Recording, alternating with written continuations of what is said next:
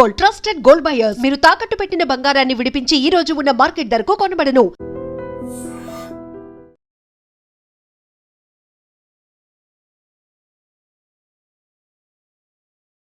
Hello viewers, welcome to Ideal Media. భారతదేశం అంతా కూడా సంచలనంగా మారిన వార్త. విజయనగరం జిల్లా రాజాం నియోజకవర్గం డోలపేటలో జరిగినటువంటి స్పందన హత్య కేసు. కన్న కొడుకే కార్యముడిగా మారి అమ్మని కడతీర్చేశాడు. ఆకలేస్తుందమ్మా, అన్నం పెట్టు అంటూ ఫోన్ చేస్తే ఆ తల్లి ఆగమేఘల మీద నా కొడుకుకి ఆకలేస్తుంది, తొందరగా నేను వెళ్ళి ఏమైనా పెట్టాలి అని పరుగున వచ్చింది. ఫస్ట్ ఇక్కడ వీళ్ళ సాంప్రదాయ ప్రకారం రాగానే ముందుగా వాష్రూమ్కి వెళ్ళి అక్కడ వాటర్తో కాలు కడుక్కుంటుంది అని ఆ కుమారుడికి తెలుసు. సో మా అమ్మ ఇంటికి వచ్చిన వెంటనే బాత్రూంలోకి వెళ్ళి కాలు కడుక్కుంటుంది కాబట్టి తన ఫ్రెండ్ అయిన ఇంకొక అబ్బాయిని, నువ్వు బాత్రూంలోనే ఉండు, మా అమ్మ రాగానే అమాంతంగా పేక నులిపేసి పడే అంటూ వేరే అబ్బాయికి హింట్ ఇచ్చాడు. ఆ వేరే అబ్బాయి తిను కలిపి జపనీస్ యానిమేషన్స్ మూవీస్ చూడడం, వెబ్ సిరీస్, కొరియన్ మూవీస్ చూడడం. ఒక ముంబై వెళ్ళి డాన్ అవ్వాలంటే మనం ఎవరినో ఒకరిని హత్య చేసి పెద్ద క్రైమ్ చేస్తే మన గురించి వాళ్ళు వెతకడం మొదలు పెడతారు పోలీసులు.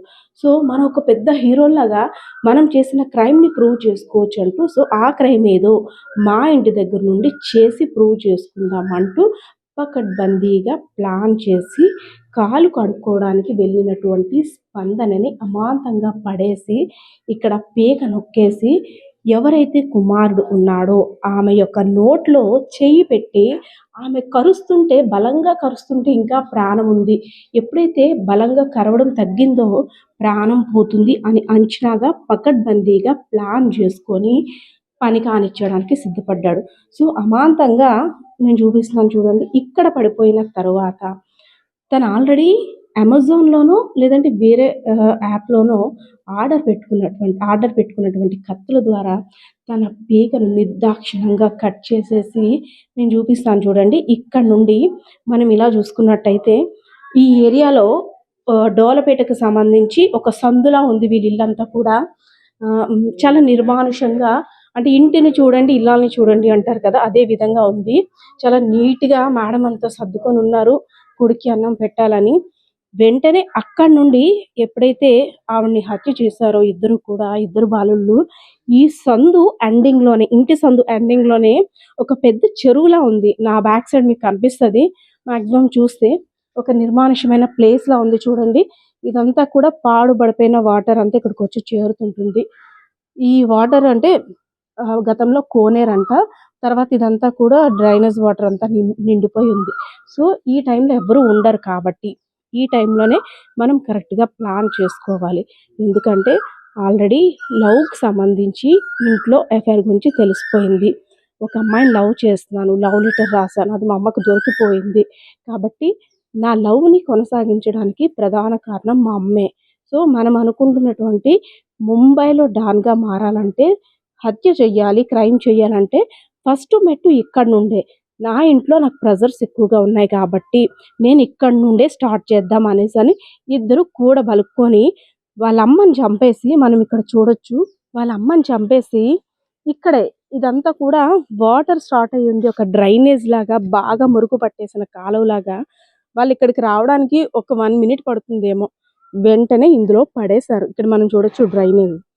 సో ఇంటికి వచ్చేసరికి ఎవరైతే స్పందన గారి హస్బెండ్ ఉన్నారో, ఏంటి ఇంకా ఇంటికి రాలేదు, ఫోన్ చేస్తుంటే ఎత్తటం లేదు, ఏమైందో, ఒకవేళ ఆర్నమెంట్స్కి సంబంధించి చుట్టాల ఇంటికి వెళ్తానన్నది వెళ్ళిందేమో అని అంటే ఇలా ఊహించుకోలేదు. కాబట్టి ఎక్కడికో వెళ్ళుంటుంది, వస్తుంది. ఈ అబ్బాయి కూడా క్రికెట్కి వెళ్ళాడనే ఆలోచనలో మాత్రమే ఉన్నారు తప్పితే ఇంత ఘోరం జరుగుతుందని మాత్రం ఎప్పుడు ఎక్స్పెక్ట్ చెయ్యలేదు. ఘోరం అంతా ఒక ఎత్తైతే, నా భార్య ఇక్కడ శవంలా ఉంది, నా కొడుకు కూడా ఇక్కడెక్కడో శవంలా కనబడతాడేమో అని దేవుడు అలా జరగకుండా ఉండాలని 1000 దేవుళ్ళకి ఆయనైతే మాత్రం మొక్కుకున్నాడు అనడంలో సందేహమే లేదు. నా కొడుకుని బంగారం కోసం ఎవరైనా కిడ్నాప్ చేశారేమో, లేదంటే ఎవరైనా చంపేశారేమో అనుకొని విధాలుగా అనేక ఆలోచనలతో సతమతమైపోయాడు ఆ తండ్రి. ఎందుకంటే ఇంట్లో చూస్తే బంగారం డబ్బు లేదు, భార్య విగత జీవుగా పడి ఉంది. ఎవరు చంపారో తెలియదు, ఎందుకు చంపారో తెలియదు. ఒంటి మీద ఉన్న ఆర్నమెంట్స్ కూడా ఉన్నాయి, కానీ బీరువాలో ఉండాల్సినవి మాత్రం లేవు. ఎవరో పకడ్బందీగా ప్లాన్ చేశారు. నా కొడుకు ఆచూకీ చెప్పండి, నా కొడుకు ఎక్కడున్నాడో చూడండి. చిన్నవాడు, 15 సంవత్సరాల పిల్లవాడు. వాళ్ళ అమ్మతో ఎక్కువ అటాచ్మెంట్ ఎక్కువ. అమ్మ లేకపోతే ఉండలేడు. అమ్మ కంపల్సరీగా తినిపించాలంటూ నెత్తి నోరు బాదుకున్నాడు. కానీ పాపం ఆయనకు తెలియదు కదా, కొడుకు చేతిలోనే తల్లి హతమైపోయింది, అది కూడా అతి కిరాతకంగా. కన్న పేగే కాలి ఎముడుగా మారి కాటేశాడు అనేసని. సో పోలీసులు రంగంలోకి దిగిన తర్వాత నిజమే, 99.9% పోలీసులు కానీ ఇక్కడున్న ప్రతి ఒక్కరు కూడా పాపం అబ్బాయిని కూడా ఎవరో కిడ్నాప్ చేసే ఉంటారు, ఎవరో హత్య చేశారేమో అని ఈ చెరువు అంతా కూడా వెతికారు. పాపం ఎక్కడా దొరకలేదు. అయితే ఇంకెక్కడైనా పడేశారేమో, దేవుడా ఏమైందో ఏమో అని టెన్షన్లో ఉంటే కొడుకు మాత్రం ఇన్స్టా ద్వారా ఫ్రెండ్స్కి మెసేజ్ పెడుతున్నాడు. కొడుకుతో పాటు ఇంకో ఫ్రెండ్, వీళ్ళిద్దరూ కూడా ఆ కత్తులతోని ఎవరైతే స్పందన ఉన్నారో స్పందనని చంపేటప్పుడు స్పందన యొక్క కొడుకు ఒక ఫ్రెండ్కి చేతికి గాయమైతే ఆ గాయానికి 10 కుట్లు పడ్డాయంట. ఆ 10 కుట్లు కూడా మందస పలాస అటు సైడ్ వెళ్ళి ఇంకో ఫ్రెండ్ ద్వారా ఇలా చిన్న తప్పేదో జరిగింది, చేయి కట్ అయిందని అక్కడ ట్రీట్మెంట్ తీసుకొని ముంబై వెళ్ళి అక్కడ హడావడి వాతావరణం అంతా చూసి తిరుపతి వచ్చి గుండు కొట్టించుకొని ఎవరికి కనబడకుండా మనం తిరగాలంటూ ఎంత క్రిమినల్ మైండ్తో ప్లాన్ చేశారంటే నిజంగా ప్రతి ఒక్క తల్లిదండ్రులు కూడా చాలా అలర్ట్గా ఉండాలి అనడానికి ఈ దారుణమైన ఘటన అందరికీ ఉదాహరణ కూడా అని చెప్పుకోవచ్చు. ఎందుకంటే 15 ఏళ్ల కొడుకుని ఎలా చూస్తారు చెప్పండి? ఒక పసి బిడ్డగానే చూస్తాం. టీనేజర్స్ అందరూ కూడా, ముఖ్యంగా అబ్బాయిలు తల్లి దగ్గర ఎంత ప్రేమగా ఎంత చనువుగా ఉంటారో అందరికీ తెలిసిందే.